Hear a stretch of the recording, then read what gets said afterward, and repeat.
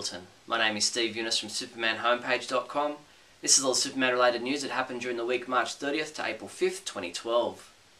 As last week's Speeding Bulletin was being uploaded, Warner Brothers launched their official Man of Steel Facebook page, which included our first look at the official movie logo artwork that will be used to promote the 2013 film. A larger version of the image was later made available via Legendary Pictures website, along with a slightly reworded description for the film. I thought it would be interesting to see how the various Superman movies compare to each other in relation to the logo used to promote each film. So I wrote an article which you can check out at the Superman homepage comparing Superman the movie, Superman Returns and Man of Steel.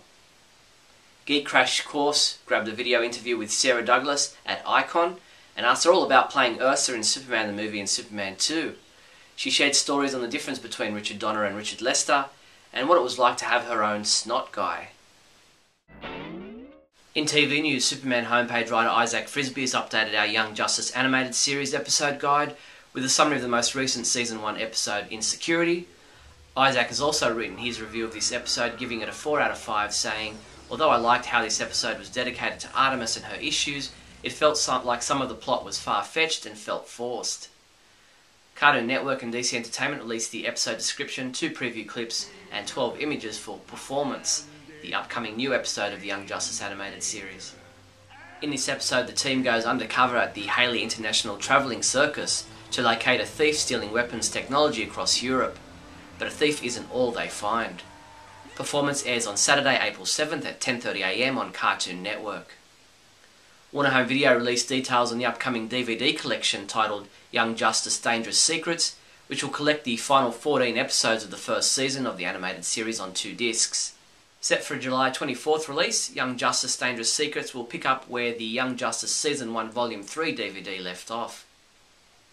Cartoon Network and DC Entertainment have released a preview clip and 1 image for Time Waits for No Girl, the upcoming new episode of the Super Best Friends Forever animated short. Look for Super Best Friends Forever to air during the DC Nation block between 10 AM and 11 AM on Cartoon Network, Saturday, April 7th. In comic book news, Newsarama.com caught up with artist Rags Morales to talk to him about his work drawing the new Superman in Action Comics and what his thoughts were on approaching the new look for the Man of Steel and his supporting cast. In regards to the reboot, he said it needed to start over again. For me, it was too many things going in too many different directions and too many different versions of the same thing. I'm glad we were able to just stop and look at it from the beginning. Comic books we reviewed this week included Superman number 7, which was reviewed by Adam DeChanel, who gave it a 3 out of 5, saying, "Overall, it was nice to see Superman being super and Clark a tad less angst-focused." Sean Morrissey reviewed Teen Titans number 7, saying, "Whatever it takes, Teen Titans needs some serious help in the quality department," and he gave it a 2 out of 5 rating. Superman comics available this week from April 4th include Action Comics number 8, which is available in a variant cover, a combo pack, and a black and white variant cover. Batman Beyond Unlimited number 1 has a second printing.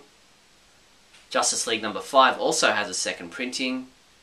And Jack Kirby's Fourth World Omnibus Volume 2 trade paperback.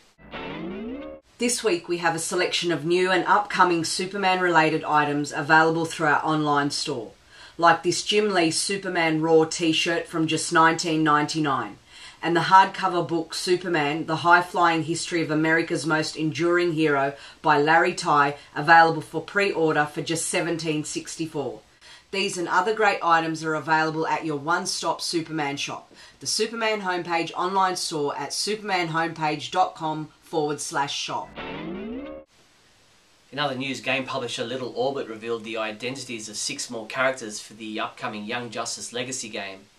Aside from the previously announced heroes, Artemis, Aqualad, Kid Flash, Miss Martian, Robin and Superboy, Little Orbit has revealed 6 villain characters that will also be part of the game: Black Manta, Cheshire, Icicle Jr., Killer Frost, Lex Luthor and Sportsmaster. Each of the villains are now not playable, but they will be featured in their own showdown at the end of each mission during the game. The game is set for a February 2013 release. Speaking of video games, the never-made Justice League Mortal movie wasn't the only project cancelled back in 2007. Artist Jonathan Gwynn has posted some images from the never-made Justice League video game by developer Double Helix that was supposed to be a tie-in to the movie. You can read a full report at shogungamer.com. Jeff Trexler, an attorney who has been following the Superman case in the legal department for years now, weighs in with his thoughts on the latest development in the ongoing dispute over the rights to Superman with an essay published at comicsbeat.com. Check it out, it's well worth a read. Not to be outdone by their Canadian counterparts, teams of engineers and architects have constructed a number of Superman-themed constructions inside Beechwood Mall on Cleveland's east side. Construction, an annual competition held around the world, involves teams of engineers and architects building gigantic structures out of cans of food, which are later donated to local food banks. The Superman homepage Super Trivia Quiz has been updated for another month. This time around, the 3 questions we're asking you are: in a Looney Tunes cartoon titled Stupid Duck, what is the name of the villain Daffy Duck thinks he's up against? What is the name of the Popeye cartoon in which Bluto dresses up as Superman to impress Olive Oil? And in the I Love Lucy episode titled Lucy and Superman, much to Ricky and Ethel's surprise, Superman, played by George Reeves, easily moves what heavy object? If you think you know the answer to all 3 questions, come by the site now to submit your entry. We had a little fun with April Fool's Day this week, catching out quite a few people with our prank news reports. One was about a fire destroying Man of Steel film footage, another was about Zod the animated series, and the third was a 5-second video of what was supposed to be a man flying somewhere over Kansas. The fire story really had some people panicking until they realised it was just a joke. That's all the Superman news there was for the week March 30th to April 5th. For those who celebrate it, have a wonderful Easter. I'm Steve Younis from supermanhomepage.com. Great Scott! Great Scott! Great Scott!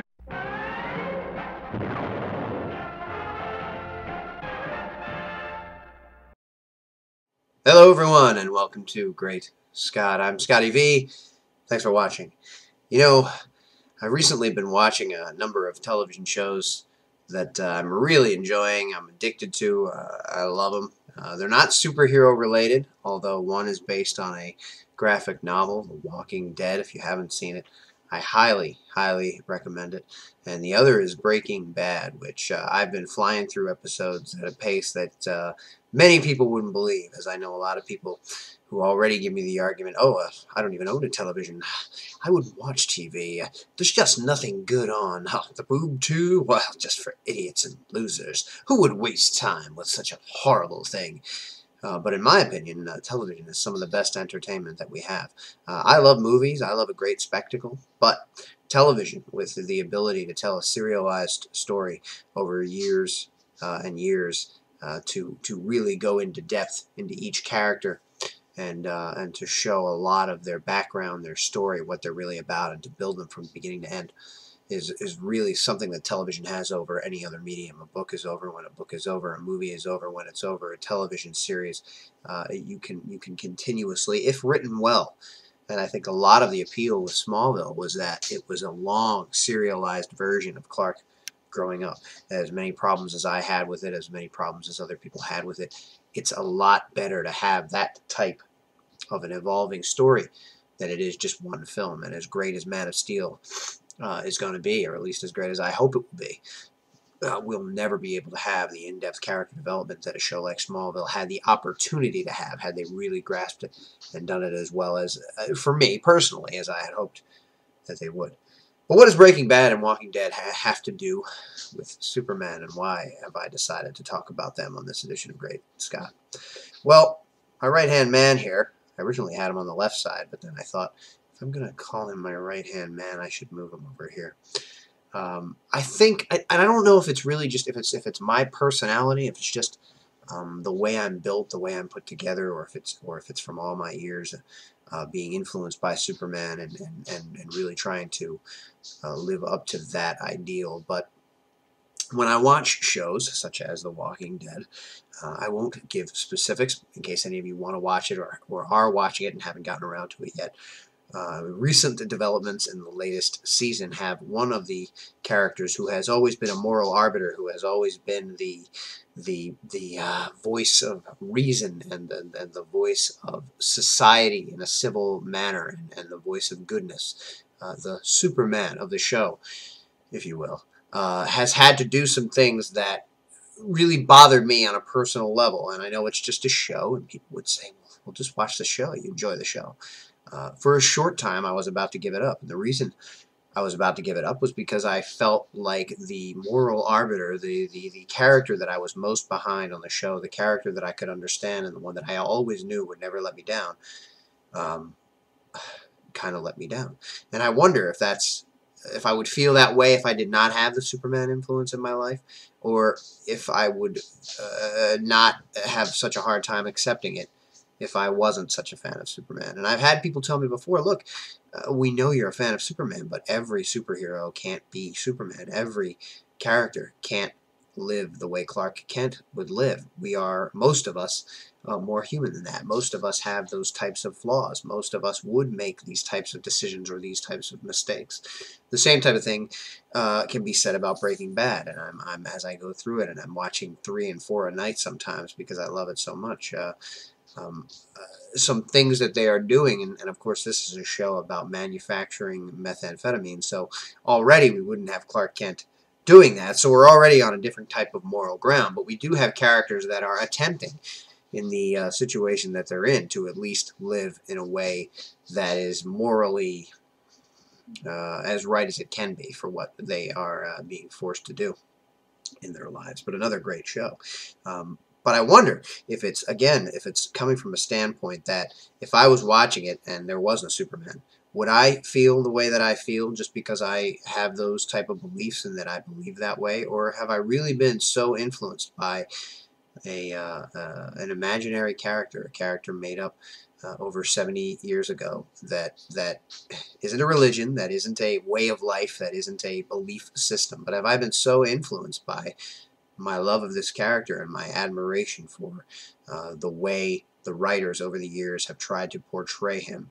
And it really is the writers and the creators that decided what his moral outline would be and how he would live. And the way that he does is the way that I choose to believe most of humanity would choose to be if other circumstances didn't sometimes interfere. And I think that as much as any religion or as much as any other way of life or belief system, Superman is a fantastic way to look at treating each other right and living in the world as a civilized society with other human beings. I wonder, though, what do you think? Let me know. Thanks for watching, everybody. This has been another edition of Great Scott, and remember, always look up in the sky.